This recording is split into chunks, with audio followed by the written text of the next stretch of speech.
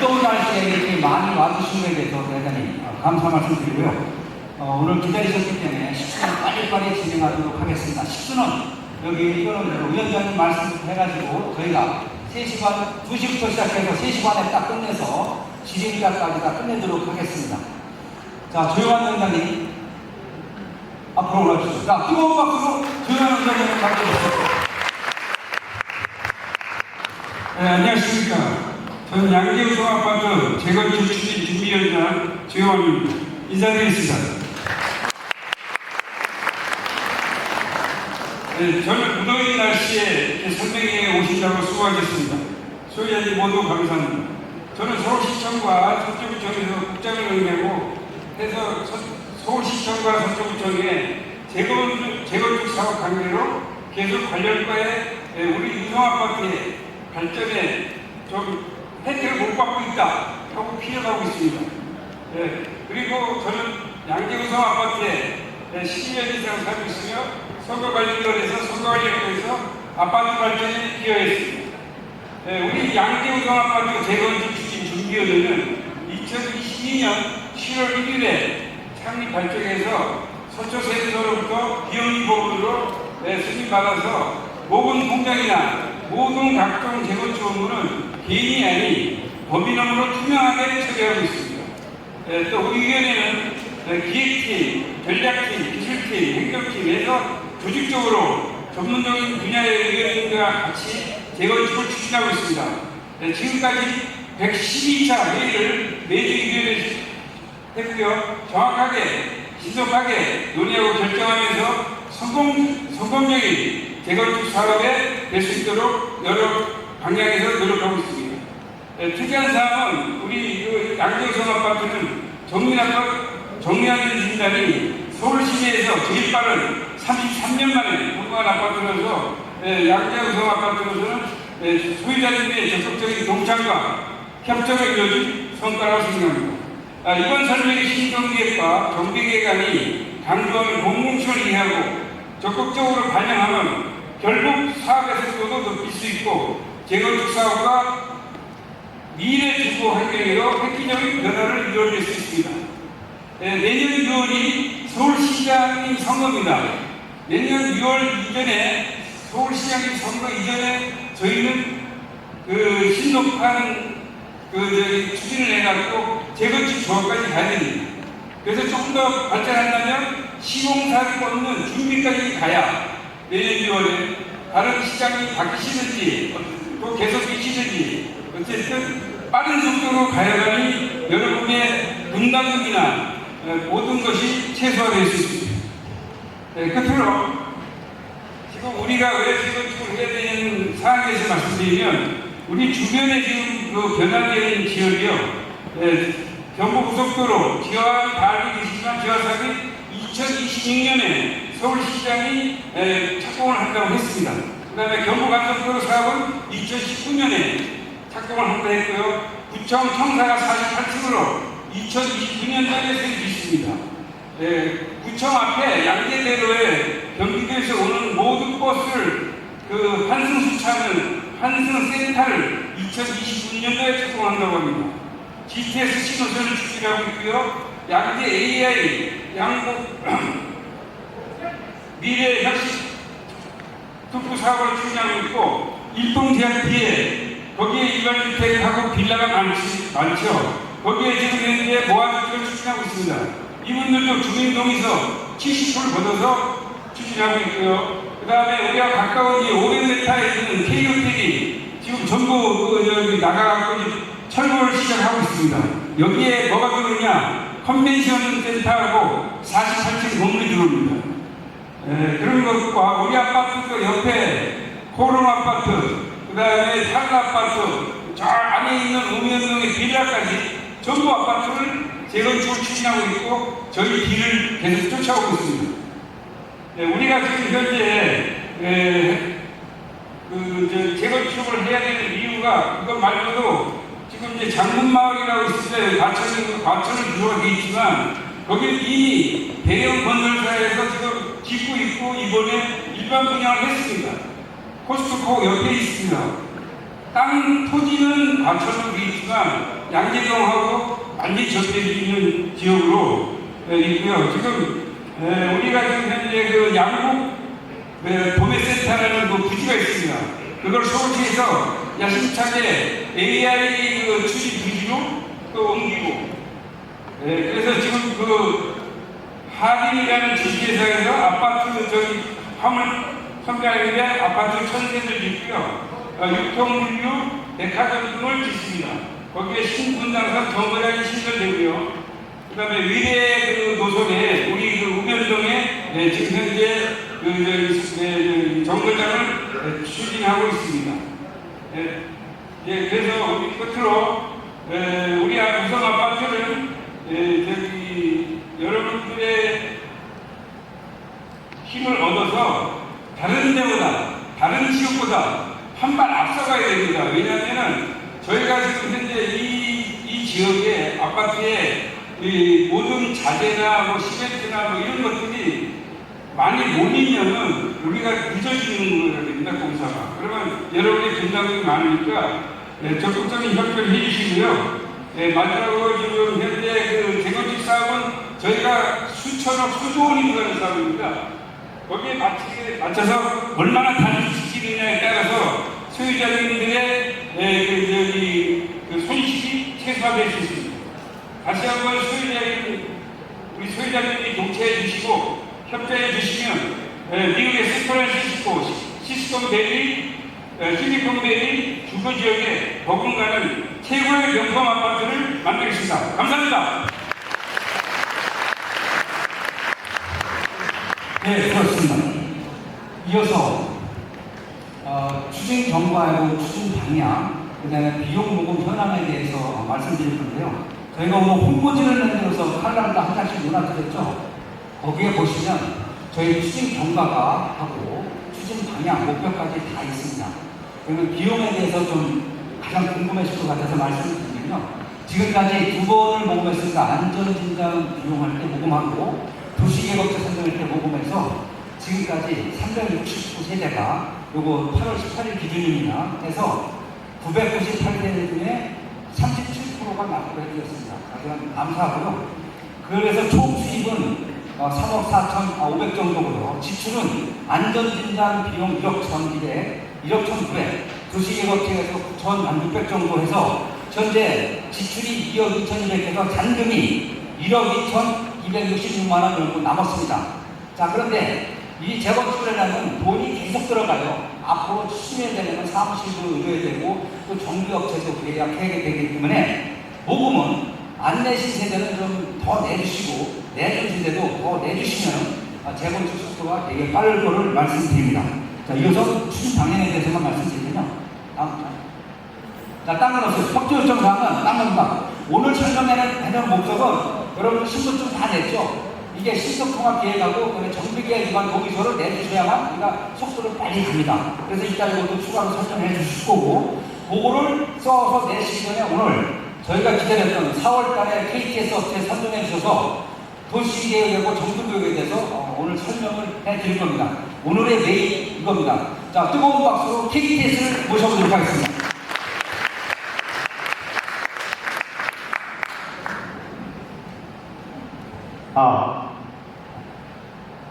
예, 안녕하십니까. 오늘 보고 드릴 KTS 엔지니어링의 김감독이라고 합니다.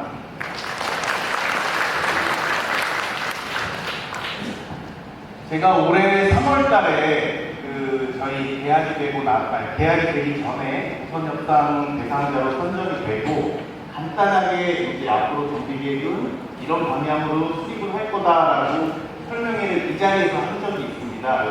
그때 어느 정도 내용은 좀 들으신 분들도 계실 거고 아마 오늘 처음 오신 분들도 계실 거라고 생각하고요. 오늘 두 번째 자리에서 이제 신속통합기획으로 접수하기 위해서 저희 재건축 추진준비위원회와 저희 용역팀들이 만들어낸 결과물을 여러분들께 오늘 설명회를 드리도록 하겠습니다. 네, 오늘 보고 드릴 순서는 재건축 정비계획, 그리고 건축계획, 앞으로 향후 추진계획, 그리고 저희 회사의 사업수행 능력을 간단히 소개하는 자리로 하겠습니다. 네, 먼저 재건축 정비계획 안입니다. 예, 저희 대상지는 양재 택지개발지구 위에 이제 위치한 단지로서 여러분들께서 잘 아시는 것처럼 경부고속도로에 접해 있고 실질적으로 우면산과 말죽거리 공원으로 둘러싸인 그런 지역에 입지를 하고 있습니다. 그래서 현재 양재우성, 양재대웅, KBS 우성까지 총 998세대의 현황을 가지고 있고 현재 면적은 약 52,200제곱미터 그리고 용도 지역은 제3종 일반 주거 지역이 되겠습니다. 네, 먼저 저희가 이렇게 경비계획안을 마련하려면 제일 중요한 부분들이 상위 관련 계획들에서 제시하고 있는 부분들을 지켜나가면서 계획을 수립을 해야 됩니다. 그래서 뭐 여러 가지 서울시 기본계획, 정비사업의 상위 계획인 주거환경 기본계획, 그리고 뭐 서울시 공원녹지계획, 경관계획, 생활권계획 등등의 이제 상위 관련 계획이 있지만 이 중에서도 저희 대상지에 조금 중요한 요소로 잡힌 부분이 서울시 경관계획에 이 서울시에서 생각하는 주요 산의 중점 경관관리구역으로 되어 있는 부분들이 있겠습니다. 그래서 좀 자세히 설명을 드려보면 이제 서울시에서는 대표적인 주요 산을 중심으로 해서 그 산자락 주변에 경관을 관리하려고 하는 목표를 가지고 있습니다. 그러다 보니까 이렇게 저희 대상지처럼 우면산과 말죽거리 공원 변에 이렇게 구역계로 정해져 있는 것처럼 중점 경관 관리 구역을 지정해 놨습니다. 그럼 여기는 어떤 제한들이 따르냐? 이제 저희 대상지로 봤을 때 실제로 왼쪽에는 우면산이라는 290m가 넘는 산이 있고 이제 말죽거리 공원이라는 이제 100m 정도 되는 언덕이 있겠죠. 그래서 이런 부분의 경관을 좀 지키려면 우면산의 어떤 경관을 저해하지 않는 정도의 높이라든지 그리고 이 각각의 그 녹지 축을 이어줄 수 있는 조망할 수 있는 통경축을 좀 확보하는 것을 이제 주요 자문 과정에서 체크를 하게 됩니다. 그래서 그러다 보니까 저희 단지 주변에 위치한 이 말죽거리 공원의 높이가 100m밖에 안 되기 때문에 저희가 이제 건축물의 높이를 어느 정도 올리게 되면 이런 그 주변 산과 높이 제한에 조금 지적을 받을 수 있는 부분이 있습니다. 그래서 그런 것들이 나중에 좀 리스크로 작용을 할 예정이고요. 네, 대상지 현황을 간단히 설명을 드리면 이제 먼저 교통 현황인데 저희 보시면 이제 바우메로 20m 도로인 바우메로를 주요 생활도로로 지금 접하고 있고 이 바우메로변에서 양재우성, 양재대웅 쪽으로 두 개의 출입구가 지금 운영되고 있습니다. 그리고 이 바우메로 15길, 5m 정도 되는 길인데 보시는 것처럼 사실은 이건 도로가 아니고 완충녹지 내에 현황 단순로라고 해야 되겠죠. 그래서 그 부분에 이제 일방통행길의 굴다리를 통해서 이제 진입을 하고 있는 그런 진출입구가 하나 있는 상황입니다. 그래서 이런 부분들은 보시는 것처럼 이제 굴다리 높이도 2.5m로 제약이 있고 폭언도 협소하기 때문에 좀 보완을 해야 되는 필요성을 가지고 있습니다.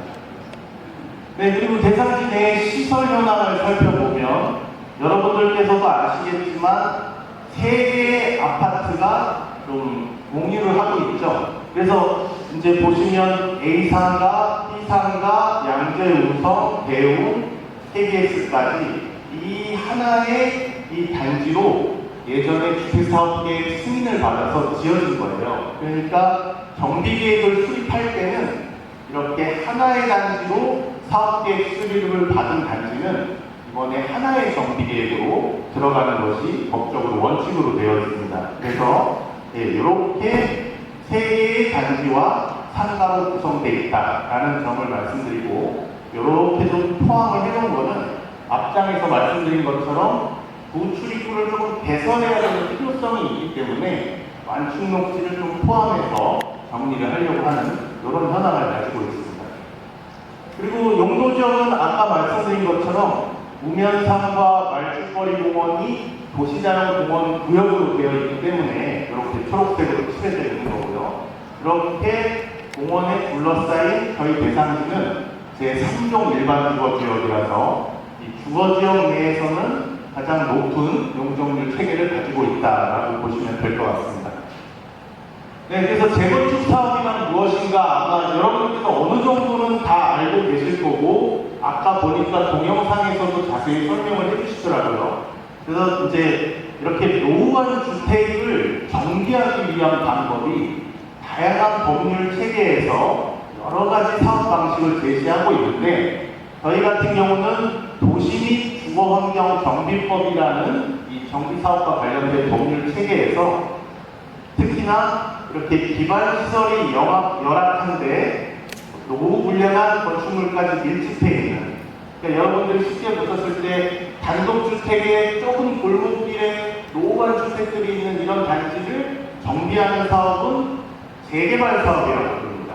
근데 저희 단지처럼 주변의 기반시설은 양호한데 아파트 건물만 노후가 돼 있을 때 이런 거를 정비하는 방식은 재건축 사업 방식이라고 해서 저희 아파트는 도시주거환경 정비법에 따르는 재건축 사업으로 진행이 된다라는 점을 말씀드리고, 그리고 이렇게 재건축 사업으로 정비 계획을 수립을 하려면 법적으로 여러 가지 서류들을 다 준비해서 내야 됩니다. 그렇기 때문에 여러분들께서 직접 하시지 못하고 저희 같은 설계 업체들을 뽑아서 이런 업무들을 대신하게 하는데요.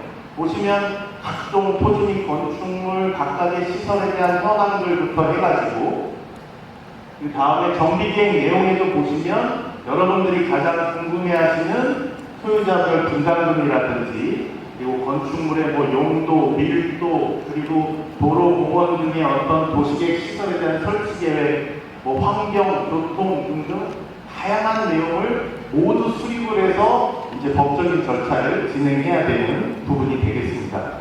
그래서 여기서 가장 중요한 것은 이제 이 재개발 사업, 재건축 사업에서 이 개발이 됐을 때 용적률이 어떤 체계로 하냐, 이런 부분을 좀 주민분들께서 공부를 해놓을 필요가 있어요. 그래서 오늘 설명의 내용에서도 도시계획 쪽에서는 이게 가장 중요한 내용이다라고 보시면 될 것 같고요. 그래서 먼저 저희는 3종 일반 주거지역이라고 아까 말씀드렸기 때문에 이제 용적률 체계를 보시면 그냥 아무것도 안 해도 3종 일반 주거지역에서는 210%까지 개발이 가능합니다. 네, 그리고 이제 그 다음으로 용적률을 더 가져가려면 허용 용적률 인센티브 항목을 준수를 할 때 용적률을 20%를 더 가지고 갈 수 있어요. 이런 부분들은 땅이나 이런 걸 기부 취납하는 건 아니고 건축 계획을 뭔가 더 친환경적으로 이렇게 짓는다든지 아니면 주변 지역 주민들과 이 단지 내 시설들을 최대한 공유를 하기 위한 노력을 한다든지 이런 부분을 서울시에서 제시하는 항목을 하나하나 지킬 때마다 최대 20%까지는 용적률을 더 얻어갈 수 있습니다. 그러면 230%까지도 개발이 가능하고 여기서부터 올라가려면 도로가 됐든 공원이 됐든 이런 여러분들의 땅을 기부 취납을 해야만 이제 올라갈 수 있는 게 상한 용적률이라고 해서 250%까지가 됩니다. 그럼 250%를 가득 채우고 나면 아까 동영상에서 보면 3종 일반 주거지역은 300%까지 개발이 가능하다던데 그러면 이 50%는 어떻게 올릴 수 있느냐? 서울시의 절반에 해당되는 용적률을 임대주택으로 지어서 팔면 서울시에서는 이 임대주택을 사가는 대신에 요 나머지 50%를 여러분들께 분양주택으로 만들 수 있는 그런 권리를 준다라고 보시면 되겠습니다.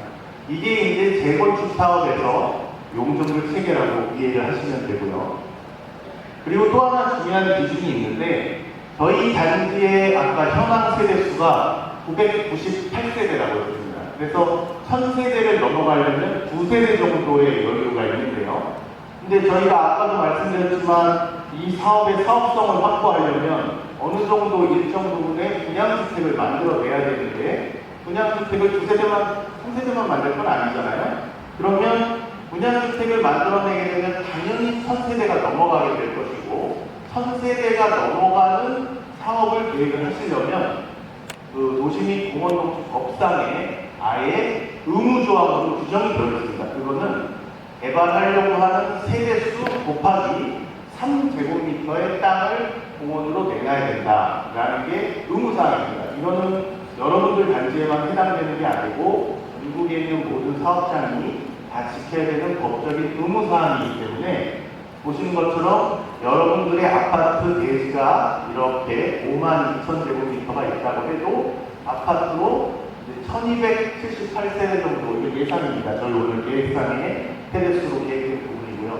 이렇게 세대수로 1000세대 넘게 개발을 하려면 수치로 계산을 해보면 약 3,830 정도의 공원을 대지에서 잘라서 기부진화해야 된다. 그러니까 여러분의 대지는 줄어들 수밖에 없다라는 부분이, 그리고 대신에 용적률은 올라가겠죠. 네, 그런 부분이 이 재건축 사업에는 의무적으로 들어가야 된다라는 부분을 설명드리겠습니다. 그리고 그래서 이제 여러 가지 이런 현황 분석 내용이라든지 관련 법규들을 좀 종합을 해서 이슈를 모아보면, 이제 먼저 1번이라고 되어 있는 부분, 저희가 아까 이 구출입구 부분이 사실상 좀 진출하기가 어려운 부분이 있죠. 물론 여기에 약점은 이게 도시계 도로로 되어 있는 게 아니라 완충농지 내에 단순로로 그냥 쓰고 있는 도로다 보니까 사실 여기를 정비를 해주는 부분에 대해서는 서울시하고 계속 협상을 하면서 지켜봐야 되는 내용이긴 합니다. 하지만 오늘 여러분께 설명드리는 내용은 여러분들께서 가장 좋은 방향으로 사업성을 찾아서 재건축이 될 수 있도록 그 재건축 추진준비회와 저희 용역진이 검토해서 제안하는 내용이기 때문에 그 내용으로 이해를 해주시면, 현재는 보시면 6m 정도의 폭원으로 1m 정도 고도 공간을 제외하고 5m 공간으로 차량들이 진출입을 하고 있는 형태입니다. 상당히 불편하죠. 이런 부분을 개선하기 위해서 차도도 2개 차로가 양방향으로 넉넉하게 이동이 될 수 있도록 하고, 양쪽에도 2m 이상의 유효한 고도폭을 가질 수 있도록 계획을 하게 되면 약 12m 정도 폭원의 그 도로 폭원이 필요합니다. 그리고 여기가 완충녹지이기 때문에 거기를 완충녹지로 다시 덮어서 녹지의 기능까지 하게 해주려면 어느 정도 여유 공간까지 필요해서 한 20m 폭원 정도는 저희 구역계에 포함을 해서 정비를 한다라는 내용이고요. 그리고 두 번째로는 이제 저희 단지가 여기 조그만 도면에서 보시면 가장 낮은 이 바우메로 쪽은 해발 고도가 한 20m 정도 됩니다. 근데 이 113동 쪽에 높은 데로 가면 한 35m까지 올라가다 보니까 저희 단지 전체적으로 15m나 되는 높이 차이를 극복을 해야 되는 부분이 있습니다. 그러려면 어쩔 수 없이 저희 단지를 세로 방향으로 계단식으로 대지 조성 계획을 세워야 되고, 이렇게 그 지형상에 단차가 나는 부분들을 활용을 해가지고 그 건축 계획을 조금 더 주민분들께 유리하게 계획해야 되는 게 숙제로 있는 사항입니다. 그리고 다음은 아까 말씀드린 의무로 만들어야 되는 공원을 어디다 할 것인가. 그래서 이런 부분도 공원을 어느 정도 일정 부분을 의무적으로 넣어야 된다. 그리고 저희가 상가를 놓을 부분이 없죠. 이 바우메로 쪽에 놓을 수가 없기 때문에, 아니 스부필 쪽에, 그래서 바우메로 쪽에 상가나 이런 시설을 좀 집중할 수밖에 없다라는 부분이 이제 현황 분석상의 내용이 되겠습니다. 네, 그리고 이제 보시면 저희 단지의 구역계를 설정해 본 부분은 앞서 이제 어느 정도는 말씀을 드렸어요. 여기 구출입구를 개선하기 위해서 구역계를 일부 포함했고, 이 부분을 조금 확대해 보면 이 도시자 말죽거리 공원변에 지정되어 있는 도시자령 공원 부분과 이제 3종 일반 주거지역으로 나눠져 있는 부분의 경계에 이제 요 이상가 쪽에 이 동일한 소유자로 가지고 있는 짜투리 토지가 있어요. 그래서 이런 부분들은 저희가 이번에 잔여지를 남겨놓지 않고 구역계로 편입을 해서 공원과의 경계를 명확하게 해주는 부분으로 구역계를 정리해서 제안을 하려고 하고요. 저희 뭐 세 개 단지 나눠져 있는 부분들은 앞서 말씀드린 것처럼 96년에 이 주택단지로 승인을 받을 때 하나의 단지로 받았기 때문에 하나의 정비 계획으로 들어가야 된다라는 게 법상의 원칙이라고 한번 말씀드렸습니다. 근데 그러면 이제 하나의 문제가 있죠. 왜냐하면 양재 우성과 양재 대용 아파트는 안전진단을 통과해서 사실상 재건축 요건을 만족했습니다. 다만 이제 KBS 우성을 이제 같이 구역계에 넣어야 되기 때문에 이 부분은 안전진단을 통과하지 않았는데 괜찮냐? 여기 이제 법이 개정됐습니다. 법이 개정돼서 이제 올해 2월 4일부터는 안전진단을 통과하지 않아도 30년만 넘으면 이제 일단 정비구역 지정을 지정할 수가 있어요. 그런데 아직 KBS 우성은 30년도 안 됐습니다. 그러면 이걸 어떻게 포함할 수 있느냐? 이런 부분들은 이제 도시주거환경 정비법 시행령에 보면 어떤 내용으로 되어 있냐? 안전진단을 실시했는데 전체 주택의 3분의 2만 통과를 하면 그거는 정비계획으로 위반이 가능하다. 이렇게 이제 되어 있고 저희가 이런 걸로 법적 지지회신을 받아서 다른 단지, 그 반포 쪽에 있는 단지를 추진한 사례가 있기 때문에 그런 걸로 해서 가능한 부분이 되겠습니다. 왜냐하면 양재대용을 포함한 전체 주택 동수가 총 12개 동인데 그 중에 3분의 1을 훌쩍 넘는 11개 동이 안전진단을 통과했기 때문에 법적인 기준을 만족해서 한 단지로 위반이 가능하다라고 보시면 되겠습니다. 그리고 이제 두 번째 중요한 부분은 그러면 토지용 계획을 수립할 때 공원의 위치는 어디가 좋을까를 좀 논의를 해야 됩니다. 근데 사실 이 부분 때문에 이제 재건축 준비회와 몇 달 동안 이제 안을 수립을 하면서 이제 고민을 좀 했었는데요. 사실 저희 단지의 입지로는 공원의 위치가 크게 논란이 될 만한 위치가 아닙니다. 왜냐하면 지금 바우메로길 쪽에 특히나 이런 부분에 좀 짜투리를 활용해서 공원을 계획을 하게 되면 이 공원은 도로에서 접하지 않아요. 완충녹지로 한번 차단이 되어 있기 때문에 도로에도 접하지 않는 공원을 서울시랑 협상 과정에서 인정을 받기가 어렵겠죠. 그리고 뭐 이런 땅들도 공원으로 할 수 있는 입지는 좋지는 않기 때문에 결국에는 저희가 이 기존의 양재 대웅 그 위치에다가 공원을 계획하게 되면 초등학교나 도서관과 연계한 그런 입지도 가능하고 도로에도 접하게 되고 실제로 말죽거리 공원의 산책로군이 여기까지 이어지기 때문에 이 부분을 하나의 말죽거리 공원에 주 진입을 할 수 있는 진입공원 형태의 그런 부분으로 활용해서 산책로로 쭉 이어서 이용할 수 있다. 이런 점들을 조금 더 서울시에 강조해서 저희가 좀 풀어나가 보려고 합니다. 그래서 이런 공원 위치나 이런 것들은 이런 공공시설에 대한 운영 기준이라든지 공원 녹지 체크리스트라든지 여러 가지 서울시 주권이나 기준이 있습니다. 그런 기준으로 다 확인을 해봐도 이런 위치보다는 이런 위치가 서울시랑 협의하기에 훨씬 타당했기 때문에 이 위치로 좀 계획을 한 부분이 되겠습니다. 그래서 저희 그 정비계획안을 말씀드리면 그 우면산과 말죽거리 공원을 잇는 하나의 숲세권의 장점을 극대화한 단지로 만들기 위해서 이 각각을 이어주는 통경축을 좀 확보하면서 계획을 만들어 나갈 그 예정이고 실질적으로 저희 단지에 그 단차를 활용해서 계단식으로 운영하면서 이런 단지에 단차 생기는 하부에는 부대복리시설을 좀 계획해서 여러분들이 용적률과 상관없이 그 커뮤니티 시설을 좀 확보할 수 있도록 계획이 필요한 부분이 되겠습니다. 그리고 공원이나 상가 부분은 아까 말씀드렸기 때문에 좀 생략을 하도록 하겠습니다. 그래서 용적률 체계의 가장 중요한 이 용도 지역은 사실 저희가 가장 높은 용도 지역인 3종 일반 주거 지역으로 되어 있기 때문에 더 올리려면 중주거 지역이나 이렇게 올려야 되는데 사실상 서울시에서는 중주거 지역으로 올리려면 역세권이라든지 이런 해당 입지 조건이 필요합니다. 그래서 저희는 중주거 지역으로는 올릴 수 있는 요건이 안 되기 때문에 현재 3종 일반 주거 지역을 그대로 유지해서 최대 용적률인 300%까지 확보를 하려고 하고요.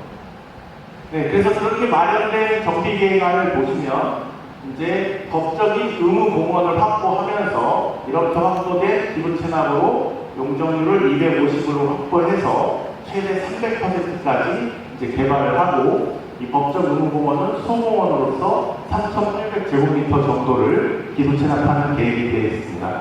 그리고 바우메로 세권의 장점을 적극 활용하는 대치 계획이 필요합니다. 말죽거리 공원과 우면산 조망을 극대화한 배치 계획, 경부고속도로 공원화 계획에 따른 유연하게 대체할 수 있는 도행로 조성 계획, 그리고 경부고속도로에서 바라보이는 상징적 랜드마크 계획을 적용해야 합니다. 우면산과 말죽거리 공원 조망을 고려한 배치 계획에 있어서 현관 계획적인 조건이 따라붙습니다.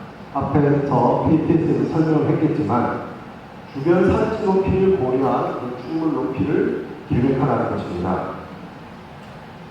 우면산과 말죽거리 공원을 잇는 통경축을 확보하고 경부고속도로 변에서 보이는 상징적인 경관을 창출하기 위해서는 고층의 아파트가 필요합니다. 그래서 저희는 높이를 145m, 49층으로 아파트 높이를 설정을 했습니다.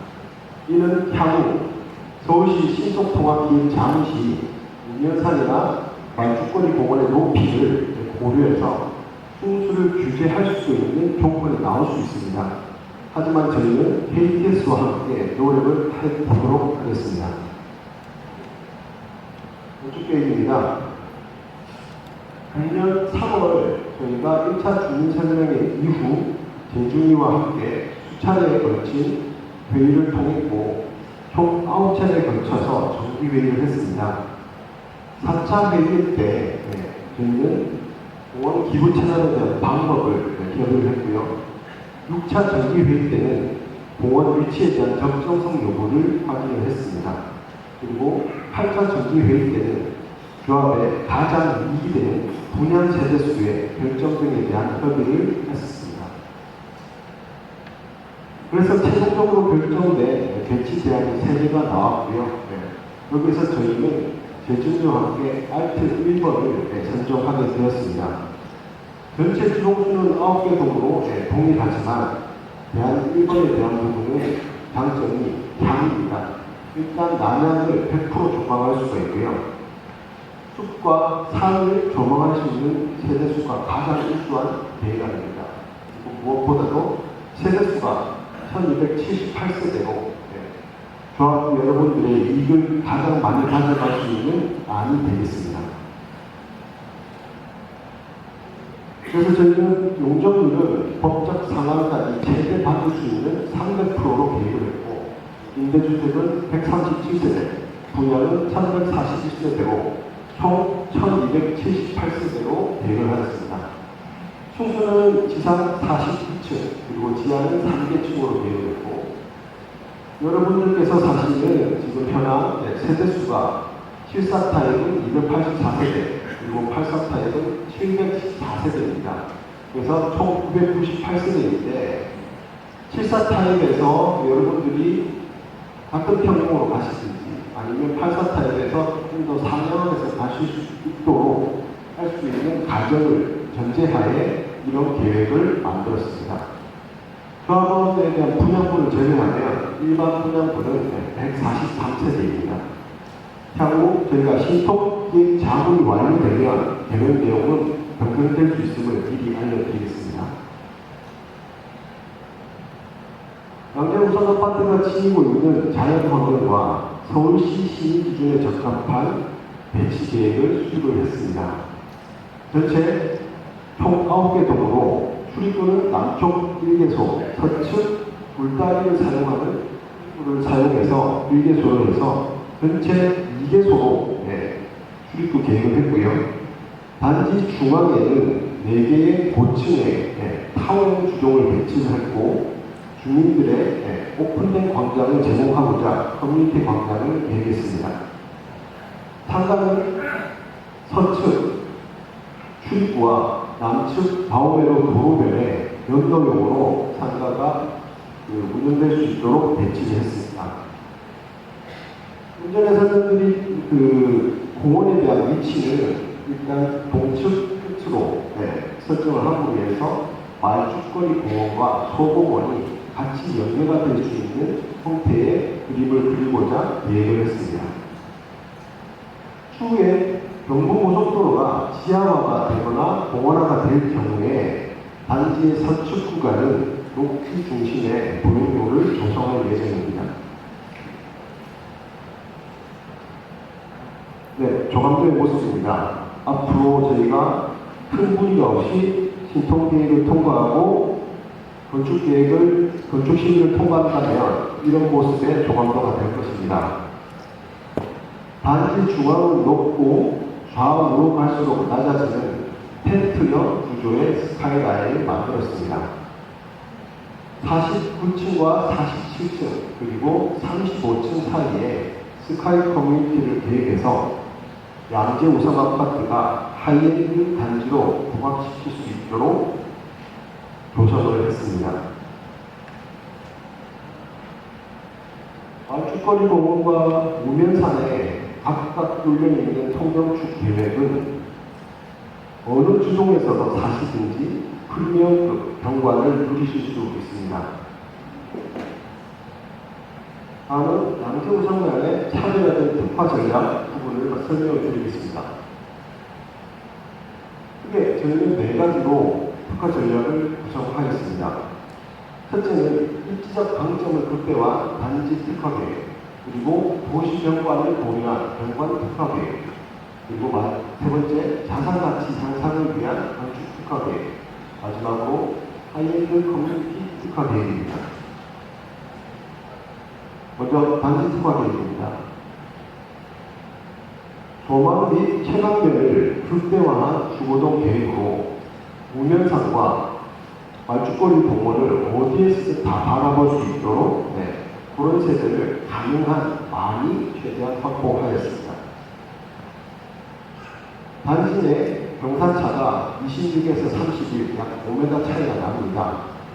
이 차이 나는 단차를 활용을 해서 저희는 데크 시스템을 도입을 했습니다.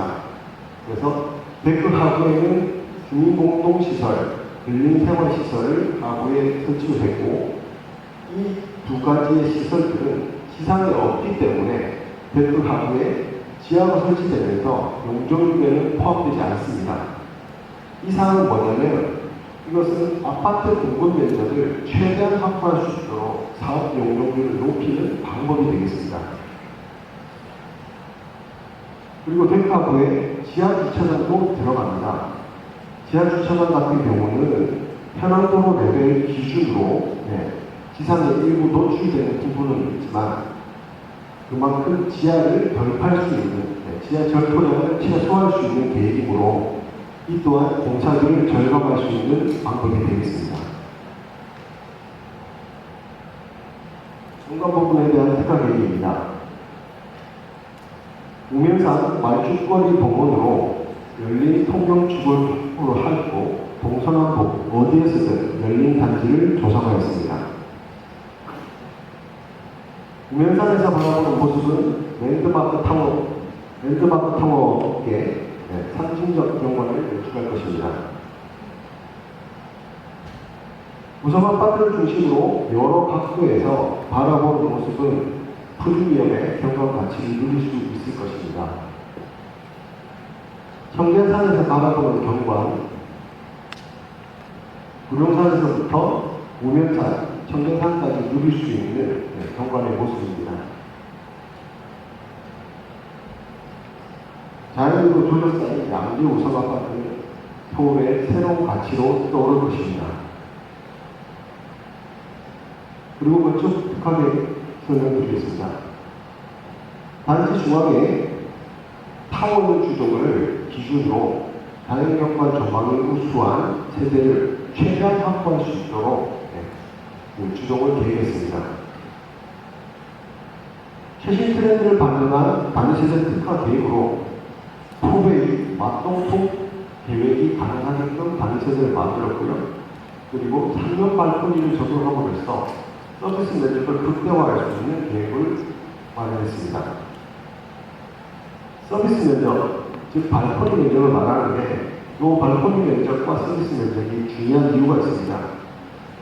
앞 이 발코니를 가지고 있는 84타입을 기준으로 봤을 때 추가 발코니를 확보를 한다고 하면 이 단위 세대가 가지는 서비스 면적은 약 13.8평입니다. 그러면 전용 84 기준 35평인데 서비스 면적이 13.8평이 컸기 때문에 실제 사용되는 면적은 49.2평짜리로 여러분들이 사실 수 있는 효과가 있습니다. 제가 이 말씀을 이렇게 드리고자 하는 이유는 제가 3월달 1차 주민 설명회 때 이 전용 면적에 대한 부분을 좀 설명을 드리고자 했는데 그때는 시간이 없어서 좀 넘어갔는데 오늘 이 자리에서 다시 한번 설명을 드리겠습니다. 우선 여러분들이 조합원의 권리가 되는 세대별 전유 면적을 아셔야 됩니다. 근데 이 세대별 전유 면적을 아시려면 공동주택 면적이 어떻게 구성되어 있는지를 아셔야 됩니다. 자, 일반적인 집합건축물 대장 예식을 봤을 때 이렇게 전유 부분과 공용 부분으로 나누어져 있습니다. 이 전유 부분은 무슨 말씀이냐면 현재 바뀐법으로 따지면 전용 면적이라고 부릅니다. 지금 전용 면적은 저희가 98년도 이후에 주택법이 개정이 되면서 지금 전용 부분과 그 전용 부분 면적에 대한 개념이 달라지기 시작했습니다. 우선 전용 부분 면적은 여러분들이 생각하시는 세대 기준으로 방, 거실, 화장실, 주방입니다. 그리고 주거 공용 면적은 계단실, 복도 면적을 말하는 것이고요. 나머지 기타 공용 면적은 관리사무실, 노인정, 놀이터 등을 얘기하는 것인데 보통은 놀이터는 요즘에는 면적에 산입되지 않고 지하 주차장 면적이나 경로당 면적이 포함됩니다.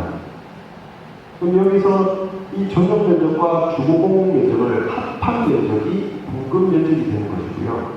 요 기타 공용 면적을 공급 면적에 합하면 이 전체가 계약 면적이 되는 것입니다. 그럼 앞서 말씀드린 제가 서비스 면적, 발코니 면적은 어디 있냐? 이렇게 서비스로 이 면적은 어디에도 닿지 않는 부분입니다.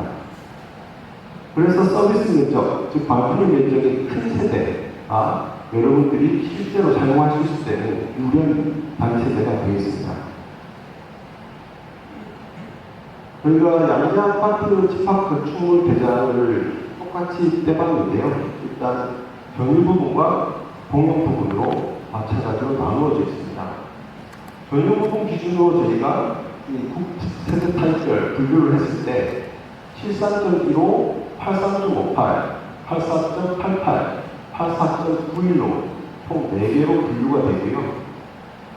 공용 부분의 면적은 아까 말씀드린 그 계단식이나 복도 면적은 대동소이합니다. 10회대 정도로 잡혀 있고, 그래서 전유 부분과 공용 면적 부분을 합친 공급 면적 부분은 83.16, 94.57, 94.96, 94.92 면적으로 나눠지게 됩니다. 자, 지금 여러분들이 사시고 있는 양재 우성 아파트는 98년도 이전에 설계가 됐습니다. 그래서 앞서 말씀드린 대로 양재 아파트의 그 전용 면적은 어떻게 산정을 해놨냐라고 보시면 벽체의 중심 치수로 면적을 산정했습니다. 그 말은 뭐냐면 요즘은 법 바뀌어가지고 이 벽체의 면적이 포함되지 않습니다. 그래서 이 순수하게 눈으로 볼 수 있는 치수를 안목 치수라고 하는데 이 중심 치수와 안목 치수 간의 면적 차이가 발생을 합니다. 그러면 84 타입을 기준으로 저희가 84.96 세대에 대한 전유 면적이 지금 이 빨간색 기준이고요. 저희가 현행법 기준으로 안목 치수를 적용을 해서 요 본쪽 벽체 면적을 빼면 7.83세대로 약 5회 가량이 빠집니다. 이 말씀을 드리는 이유는 여러분들이 나중에 집에 대한 가치를 인정을 받고자 했을 때 우리 집은 84 타입인데 왜 나는 7 타입으로 인정해 주는 거야? 라고 오해를 하실 수가 있습니다. 그래서 제가 이 부분을 말씀드리는 거고요. 현행법 기준으로 이제 모든 전용 면적을 바꿔야 합니다. 그래서 그런 작업들이 나중에 필요한 것이고, 나중에 여러분들이 건립가에 전전을 할 때 이 부분들을 참고하셔야 됩니다. 자, 그랬을 때 저희가 지금 양재 구성 아파트 4가지 타입을 모두 현행법 기준으로 바꿔봤습니다. 그랬더니 74.15는 68.69, 그리고 84.58, 84.88, 84.91 타입은 각각 4.5에 비해서 5에 가량 감소를 해서 전용 면적은 80.03, 80.12, 19.83으로 전용 면적이 다소 감소하는 효과가 나타나게 되고 이 부분들을 기억을 하셔야 됩니다. 자, 그러면 제가 여기서 이제 추가적으로 드리고 싶은 말씀은 전용 면적인 그 옛날 법 기준으로 84.58 타입과 최근에 지어지고 있는 전용 면적 74.91 타입 간의 비교를 한번 해보겠습니다. 전용 면적인 84.58 타입을 현행법 기준으로 바꾸게 되면 80.03이 나오고요. 현행법에 맞춘 전용 면적 74.91 타입은 그대로 74.91이 됩니다. 그러면 여기서 양재 우선 아파트의 단위 세대의 서비스 면적인 발코니는 이렇게 빨간색으로 빗줄 그어진 면적이 되겠는데 이 합계 면적이 16.53입니다. 근데 요즘 지어지고 있는 아파트의 서비스 면적은 34.98입니다. 면적 차이가 꽤 나죠. 그러면 이 두 개의 면적을 합한 실사는 면적은 전용 면적이 큰 부분에도 불구하고 96.56, 그리고 전용 면적이 작음에도 불구하고 실제 사용되는 면적은 109.89로 약 10배 많습니다. 이해하셨나요?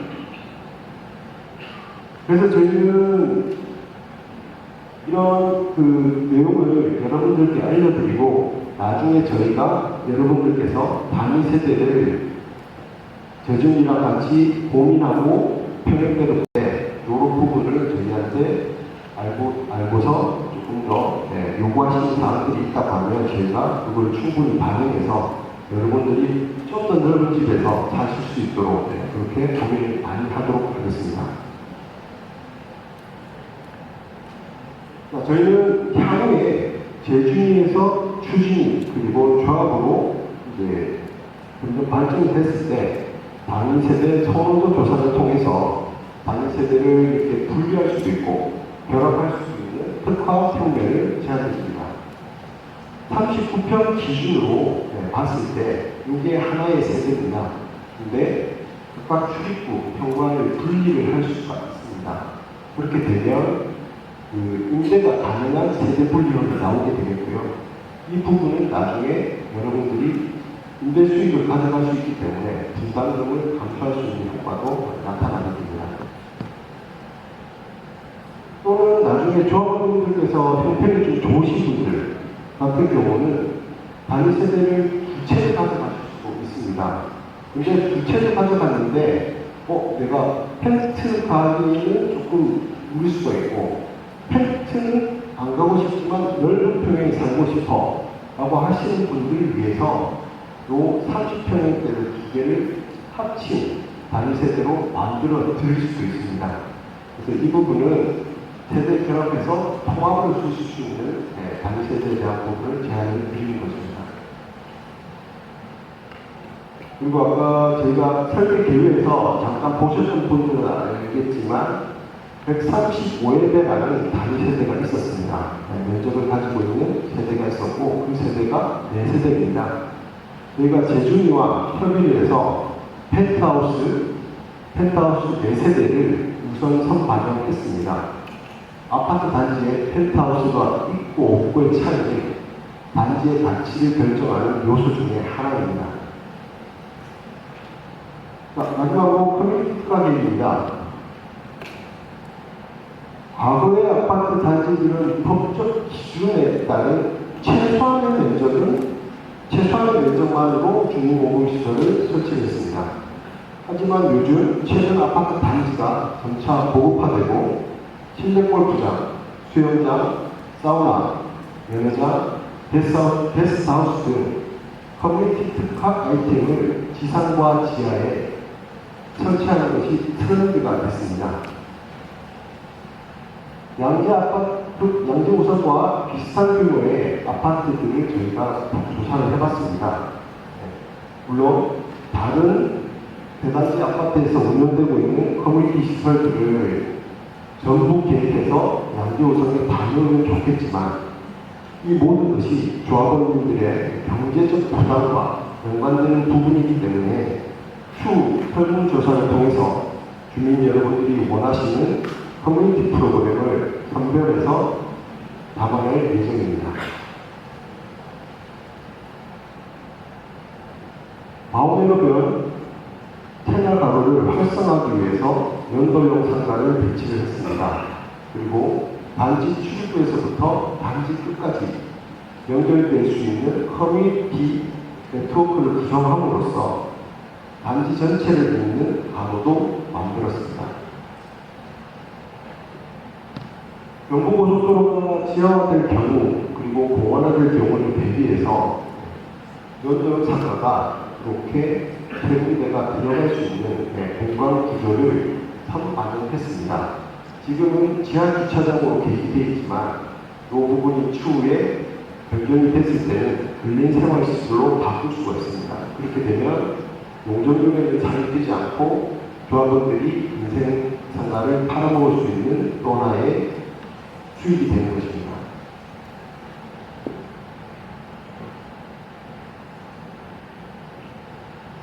그리고 앞서 설명드린 커뮤니티 특화 계획은 단지 내 생활 가능과 연계하여 다양한 공간을 연출하고 휴식할 수 있는 단지로 구성이 될 것입니다. 단지 곳곳에 설치되어 있는 조경에 대한 공간들은 일상의 가치를 더욱더 풍요롭게 하는 공간으로 구성이 될 것입니다. 현재 커뮤니티에 대한 최대 이슈는 스카이 커뮤니티입니다. 스카이 커뮤니티는 명품 단지를 상징하는 것 중 하나로 강남권 재건축 아파트 단지에는 상징과도 같은 요소입니다. 단지의 인지성을 향상시키고 단지의 가치를 상승시킴으로써 지역의 시세를 선도하고 있습니다. 서초 프로그레스 서밋이나 신반포 메이플드라이브, 범퍼주공 1단지 등 신설 재건축 재개발 단지들은 스카이 커뮤니티를 통해 단지의 품격을 높이고 있습니다. 그래서 저희 우성에서도 스카이 커뮤니티를 반영해서 아까 말씀드린 교감도에 녹여놨습니다. 대규모 액티비티 시설인 실내 체육관, 그리고 소통하는 공간으로 이웃과 교류할 수 있는 자동 도서관이라든지 맘스 카페 등은 명품 커뮤니티의 가치를 다할 것입니다. 최근 고급 재건축 단지들은 아파트에 대한 주차 대수를 2배를 요구하고 있습니다. 하지만 저희는 단지 여건상 그리고 공사 비용을 감안해서 1.5대로 지금 계획을 해서 진통 계획을 접수할 예정입니다. 그리고 늘어나는 전기차 이용자들을 위해서 방화 시스템도 구축을 했고요. 지하 1층에 택배 차량이 진출입할 수 있도록 층고도 2.7m로 반영했습니다. 그리고 레저용품이나 계절용품 등을 보관할 수 있는 창고들도 세대별 체제 창고도 지하에 각각 설치가 되어 있는 상태입니다. 이상으로 저희 건축 계획을 마치고 다시 향후 추진 계획에 대해서 KTX에서 설명을 드리겠습니다. 먼저 신속통합기획 이런 말씀은 많이 들어보셨을 텐데 이게 과연 뭔지 그리고 구체적으로 어떤 걸 의미하는지를 좀 간단히 말씀드리면 사실은 신속통합기획이라는 단어에 많은 뜻이 들어가 있는 건데 결국은 절차를 통합해서 인허가를 신속하게 해주겠다라는 뜻입니다. 그러기 위해서 가장 중요한 것은 이 사업이 진행되는 데 있어서 가장 중요한 게 주민 여러분들 입장에서 사업성입니다. 이 사업성이 있어야 이 단지가 성공적으로 추진이 될 수 있고 그러면 이제 서울시나 서초구청 입장에서는 공공성이 이제 가장 중요한데 왜냐하면 그 공공에서는 이제 주민분뿐만 아니라 지역 주민이라든지 서울 시민들을 위한 여러 가지 공익적인 걸 만들어야 되기 때문에 이런 공익성과 사업성이 균형을 이룰 수 있는 그 딱 지점을 찾아내는 게 이 신속통합기획의 어떤 절차라고 보시면 됩니다. 그래서 그게 가장 중요한 부분이고요. 그러면 이렇게 신속통합기획이라는 것은 방식이 두 가지로 나누어져 있습니다. 그래서 먼저 첫 번째는 이제 신속통합기획 기획방식이라는 부분이 있습니다. 이게 이제 원래 신속통합기획이라는 게 생겼을 때 이 기획방식으로 계속 출발을 해왔던 겁니다. 그래서 아마 여러분들이 신문기사상이나 여러 다른 주민분들께 들었던 신속통합기획의 조금 안 좋은 부분들의 내용들이 대부분 이 기획방식에서 아마 나온 얘기들일 겁니다. 그게 왜 그러냐면 이 기획방식과 이제 새로 만들어진 제도가 자문방식이라는 게 있는데 이 두 가지의 가장 큰 차이는 계획을 누가 하냐입니다.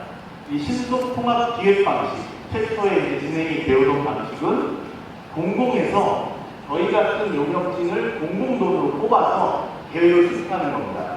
그럼 당연히 공공 입장에서 공익성에 초점을 두고 계획을 마련하겠죠. 그 다음에 계획안이 마련되면 그걸 주민 여러분들께 설명을 드리면서 동의서를 써달라. 왜? 재건축 사업은 공공이 하는 사업이 아니고 주민이 주도하는 사업이기 때문에 주민의 동의가 있어야만 진행되는 사업입니다. 그러니까 결국에는 공공이 계획해서 주민의 동의를 받는, 그러니까 결국에 나중에 주민들이 보시기에는 좀 마음에 안 들겠죠. 본인들이 참여해서 만든 게 아니니까. 그래서 여러 가지 반발도 많이 나오고 동의서 못 써주겠다 이런 말도 나와서 좀 안 좋은 얘기들이 많이 나왔던 게 이런 기획 방식이었다면 이런 문제점을 개선하기 위해서 나온 방식이 자문 방식입니다. 이 자문 방식은 뭐가 큰 차이가 있느냐? 주민 여러분들께서 저희 같은 용역진을 주민분들의 재원으로 뽑으신 다음에 주민분들이 원하시는 계획안의 내용들을 저희한테 요청을 하셔서 계획안을 만들어 나가는 겁니다. 그러니까 결국에는 주민분들이 원하시는 계획안으로 만들어서 일단 인허가를 접수를 하는 게 되겠죠. 그럼 물론 뭐 접수해서 이제 절차를 진행하면서 공공성이 일부 가미는 될 겁니다. 그래도 처음부터 공공이 수립하는 거냐, 주민 여러분이 직접 수립하는 거냐에 따른 차이는 엄청나게 다릅니다. 그래서 보시면 이 기획 방식이 아직 살아있긴 하지만 재개발 사업 방식에서 쓰고 있고 이제 재건축 사업은 전부 다 이 자문 방식으로 진행되고 있다. 그러니까 여러분들께서 혹시나 어디서 신속통합기획으로 가면 여러 가지 문제가 많다더라 하는 부분들은 아마 대부분 이 재개발에서 하고 있는 기획사업의 여러 가지 좀 단점 부분을 많이 들으셨을 거다라는 걸로 좀 내용을 설명드리고요. 그러면 이제 신속통합 자문 방식으로 진행하게 되면 어떤 절차로 진행이 되느냐를 좀 간단히 설명을 드리면 이제 법적으로는 이렇게 주민 제안 절차라고 해서 주민이 계획안을 제안을 하면 그걸 위반을 해서 관련 부서나 관련 기관들의 의견을 듣고 주민 여러분들께 공람을 하면서 주민 여러분들 의견을 듣고 그걸로 구의회의 의견을 들은 다음에 최종적으로 도시계획위원회 심의를 거치면 고시가 나는 이런 구조로 되어 있는데 실제로 이렇게 예전에 법적인 절차로 진행을 해봤더니 전부 끝까지 이제 한참 진행을 해가지고 마지막 심의위원회까지 가니까 심의위원분들이 보시기에 이 계획은 너무 공익성이 떨어지는데 처음부터 다시 해봐. 그래서 다시 돌아가서 계획안을 또 다시 바꿔서 관련 부서 협의를 하고 다시 심의를 올리고 이런 게 이제 계속 피드백이 되면서 반복이 되니까 인허가가 정비구역 지정을 하는데 4년씩 걸리는 단지들도 나오더라는 겁니다. 그래서 이런 문제를 해결하기 위해서 이 신속통합기획이라는 그 방식이 나왔다고 보시면 되고 그래서 이 신속통합기획의 가장 핵심은 최대한 신속하게 패스트트랙으로 진행하자. 그래서 그거의 차이가 뭐냐? 이런 법적 절차를 진행하기 전에 이 법적 절차를 진행하기 전에 먼저 패스트트랙 자문이라는 절차를 거치는 겁니다. 그게 뭐냐? 여기 전체적으로 한번 쭉 보시면 오늘 저희가 설명드린 내용대로 예를 들어서 신속통합기획 자문사업으로 신청을 하게 되면 물론 계획안만 만들었다고 신청하는 건 아니죠. 이건 아까도 말씀드렸지만 주민 여러분들의 동의가 있어야 출발을 되는 거기 때문에 여기에도 신속통합기획을 하겠다는 동의서 최소 30% 이상의 동의서가 있어야만 접수가 가능한 거죠. 그렇게 접수가 되게 되면 이 마지막에 결정하는 심의위원분들 중에 몇 분을 소규모로 이제 뽑아가지고 그분들이 1차로 자문을 해줍니다. 자문을 하게 되면 주민 여러분들이 수립하신 안에 대해서 일정 부분은 공공성을 이런 부분은 좀 보완을 해와라, 이런 부분은 좀 고쳐라, 이런 얘기가 이제 나오게 되고 그걸 바꿔가지고 정식 법적인 주민 절차를 거치게 되는 겁니다. 이렇게 주민 제한 위반 절차를 거치게 되기 때문에 마지막에 도시계획위원회 심의에 갈 때쯤에는 그 여러 번 자문을 거치면서 공공성이 확보가 되기 때문에 이 심의에서 한 번에 통과되는 결론이 나오는 거죠. 그래서 전체적으로 보면 일정이 줄어든다고 보시면 되는 겁니다. 그래서 서울시에서는 목표를 1년 3개월로 최대한 평균적으로 수행을 하려고 노력하도록 만든 제도가 이런 부분이다. 그래서 이제 이런 부분 절차로 진행을 하게 되고, 근데 요새는 이 법적인 주민 제한 방식으로 가겠다라고 주민분들이 원하시는 경우도 있어요. 뭐 나는 신속통합기획 자체가 싫다. 무조건 주민 제한 방식 옛날 방식으로 가겠다. 그래서 저희 회사에서 추진한 것 중에 하나가 올림픽 선수 기자촌 아파트라고 아주 대단지 아파트가 있습니다. 거기가 주민 제한으로 접수를 했는데 서울시에서는 주민 제한 방식으로 진행 안 해줄 거야. 이렇게 접수를 했더라도 신속통합 자문 방식으로 진행해 라고 해가지고 결국에는 신속통합 자문 방식으로 지금 진행하고 있다. 그래서 제도는 이렇게 살아있지만 서울시에서 재건축 사업을 하려면 전부 다 신속통합 자문 방식으로 진행되고 있다라고 일단 알아주셔야 되고요. 이 절차를 조금만 더 자세히 설명을 드려보면 재건축은 아까 동영상에서 보셨겠지만 안전진단을 시작으로 해가지고 저희 정비구역 지정뿐만 아니라 조합설립, 조합설립, 시공사 선정, 사업 시행인가, 관리처분인가, 착공 및 분양 많은 절차를 진행해야 되죠. 근데 그 첫 단추인 정비구역 지정 단계에서도 사실은 이렇게 많은 절차를 진행해야 됩니다. 그래서 아까 말씀드렸던 것처럼 저희 주민 여러분들께서 신속통합기획 자문안을 만들어서 신청을 하려면 신속통합기획 동의서 30% 이상이 필요한 거고 30% 이상이라고 해서 딱 30%만 걷어서 내면 당연히 구청이나 시청에도 싫어하겠죠. 그리고 이 신속통합기획 자문 사업으로 이제 한번 받고 정식으로 법적인 도서를 만들어서 정식 주민 제한을 할 때 이때는 이제 법적 절차이기 때문에 그 오늘 나눠드린 그 정비계획 위반 제한 동의서라는 법적 양식의 동의서를 첨부를 해야 됩니다. 그게 50% 이상의 동의서를 첨부를 해야 돼요. 이것도 마찬가지로 50% 이상이라고 하니까 딱 50%만 동의서 접수하면 되겠지. 그건 아닙니다. 왜냐하면 정비구역 지정이 되고 나서 조합 설립 때는 동의율이 더 높아요. 70%죠. 그러면 이런 동의율을 통과해야만 앞으로 절차가 순탄하게 진행이 될 텐데 정비계획 때 딱 50%만 동의서가 제출이 된다? 그러면 이제 시청이나 구청에서 보기에도 아 주민의 홍이 떨어지는구나. 이 사업은 정비구역 지정돼도 조합 설립이나 이렇게 쉽게 못 가겠네. 이렇게 인식이 될 수 있고요. 타 단지들 같은 경우에는 80%씩 동의서를 걷어서 막 냅니다. 이렇게 되면 그 정도 동의율이면 조합 설립도 그냥 들어가겠네. 아니 적극적으로 시에서 도와주면 이 사업 빨리 갈 수 있겠네. 사실 서울시청에서도 이런 사업이 빨리빨리 진행되면 다 성과예요. 개인 성과입니다. 그래서 본인들도 빨리 해주려고 노력해요. 근데 될 것 같은 거를 빨리 밀어주겠죠. 잘 안 될 것 같은 거를 열심히 해주려고 안 하겠죠. 그래서 이 동의율이 상당히 중요하다라는 부분에서 오늘 이 자리에 모이신 김에 동의서만큼은 정말 무조건 많은 부분을 확보가 돼야 된다라는 부분을 설명을 드리고 이렇게 정식으로 법적인 절차가 진행되게 되면 관련 부서나 기관에 대한 의견도 다 들어가야 되고 주민 여러분들께 공람을 하면서 주민 여러분들 의견도 듣습니다. 그때는 저희가 이제 구청 주관으로 해서 이렇게 설명의 자리를 또 마련해서 여러분들께 다 설명을 드릴 거고 그때쯤에는 여러분들께서 제일 궁금해하시는 각자 어떤 평형으로 갈 때 어느 정도의 추정 분담금이 나오겠구나라는 것도 그때는 공개가 됩니다. 그러니까 그런 부분이 이때 진행된다라고 보시면 되고 이런 법적 절차를 진행하는 것과 병행을 해가지고 시간을 단축하기 위해서 이때도 서울시에서 자문해준 회의처럼 2차, 3차 회의 같은 것들을 진행을 합니다.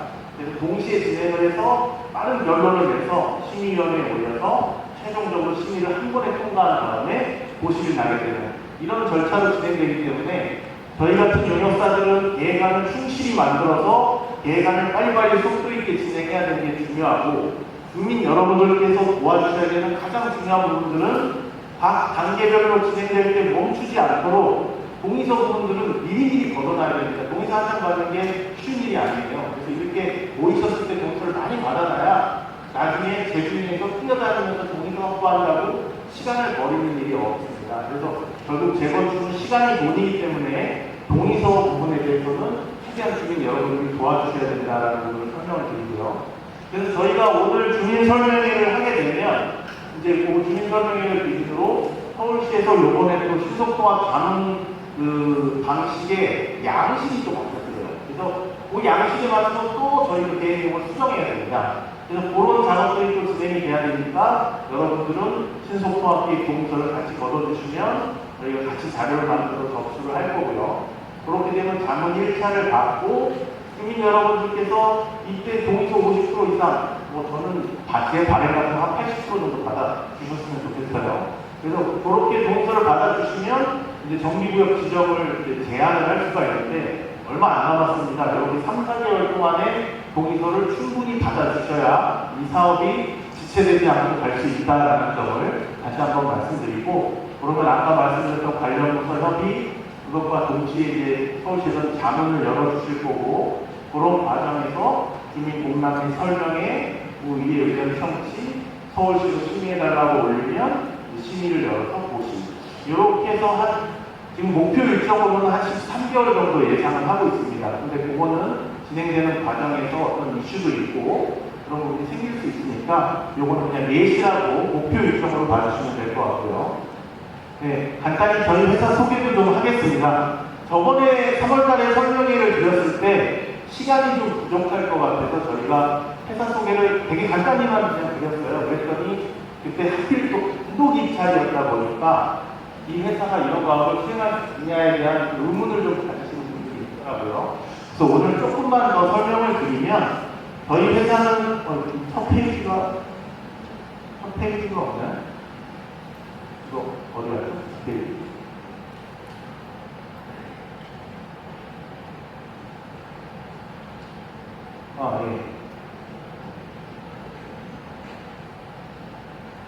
죄송합니다. 네, 파일이 좀 오류가 있는 것 같아서.